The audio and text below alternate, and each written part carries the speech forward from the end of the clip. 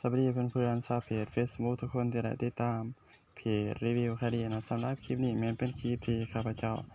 จะมาแนะนำวิธีการเปิดบัญชีเงินกีบเนาะผ่านแอปธนาคาร BC1 ของเราเนาะทุกคนรู้แล้วบ่ว่าระบบอัปเดตใหม่นี่มันมีฟังก์ชันตัวนี้นี่ทุกคนเนาะฉะนั้นเรามาลองเปิดบัญชีผ่านแอปฝากเงินกีบกันเลยเนาะเราบ่จำเป็นต้องไปเข้าที่ธนาคารเองเนาะทุกคนคลิกที่ฝากกีบเนาะทุกคนซึ่งเรามาเฮ็ดนำกันแบบสดๆร้อนๆกันเลยเนาะเมื่อเราอ่านเงื่อนไขจบแล้วเราก็คลิกที่เปิดบัญชีกันเลยเนาะเราสามารถอ่านได้เนาะระบบมันจะตัดเงินจากบัญชีของเราเข้าไว้ในบัญชีใหม่แบบอัตโนมัติเนาะโอเค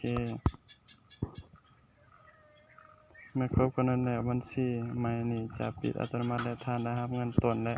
ดอกเบี้ยเข้าธนาคารเนาะโอเคคลิกที่เปิดกันเลยทุกคนสำหรับบัญชีฝากเป็นระยะ3 เดือนหรือ6 เดือนนี่แม่นวงเงินการเปิดบัญชีเริ่มต้นนี่แม่น10 ล้านกีบทุกคน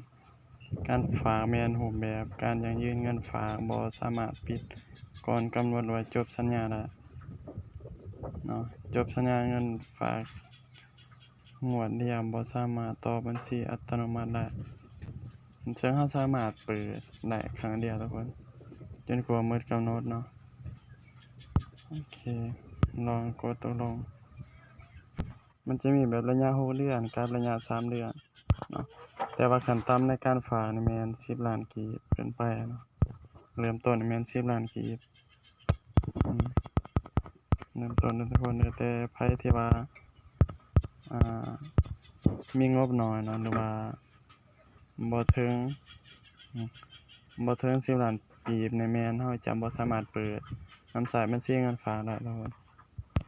แต่เมื่อเราฝากครบกำหนด3 เดือนแล้วเนาะเราจะได้ดอกเบี้ย 9% ต่อปีเนาะ 2.25% ต่อ3 เดือนดอกเบี้ยเราจะได้ทั้งหมดแม่น 225,000 กีบเนาะนี่เราจะได้ทั้งเงินทุนและเงินดอกเบี้ยนี่10,225,000 กีบเนาะทุกคนใครที่ว่ามีงบหรือว่าสนใจต้องการฝากนี่แม่นสามารถเฮ็ดตามคลิปนี้ได้ทุกคนเนาะ